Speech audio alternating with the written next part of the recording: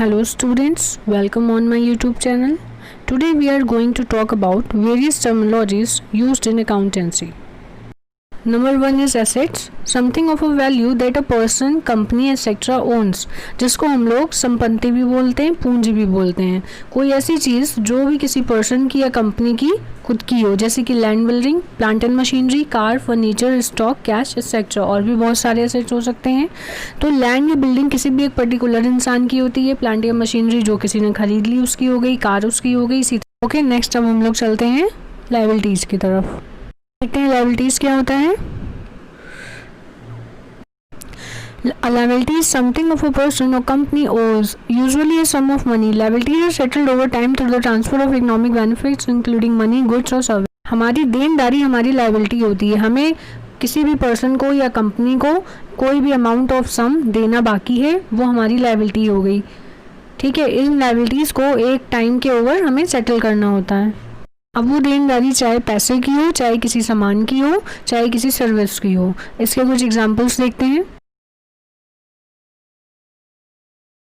पहला एग्जाम्पल है हमारा creditors, long short term loans, outstanding payments, bank overdraft, account payable, interest payable. Creditors मतलब हमारे जो भी देनदार होते हैं उनको हमें पेमेंट करनी होती है टाइमली, क्योंकि हमने उनको उधार में माल लिया होता है. लॉन्ग शॉर्ट टर्म लोन, किसी भी प्रकार का हमने लोन ले रखा है, वो चाहे लॉन्ग हो चाहे शॉर्ट हो.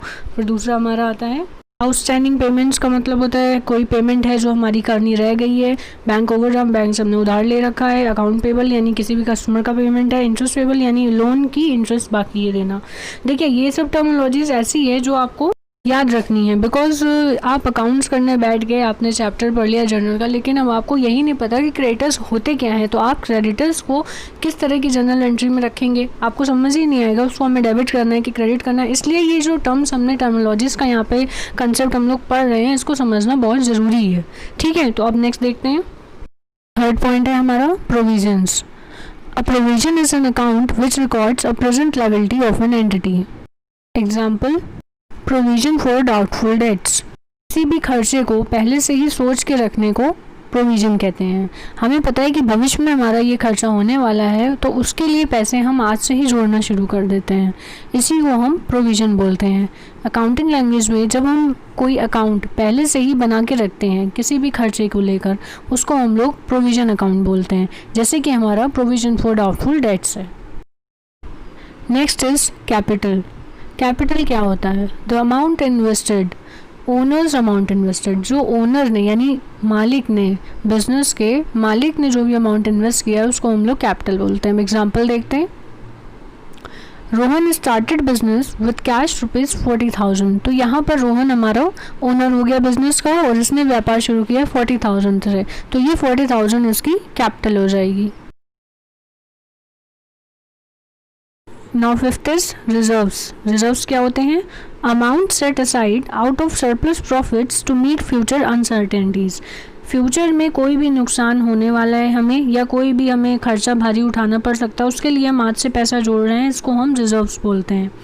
ये रिजर्व्स तभी हम लोग मेंटेन कर सकते हैं जब हमारे बिजनेस में एक्स्ट्रा प्रॉफिट्स हो रहे हो, तो उसमें से थोड़ा अमाउंट हम आज संभाल कर रख लेते हैं. एग्जाम्पल देखिए रिजर्व का. जनरल रिजर्व यानी किसी भी तरह का रिजर्व हो, इसमें सारे आप खर्चे अपने सेव कर सकते हैं. फिर आगे कैपिटल रिजर्व.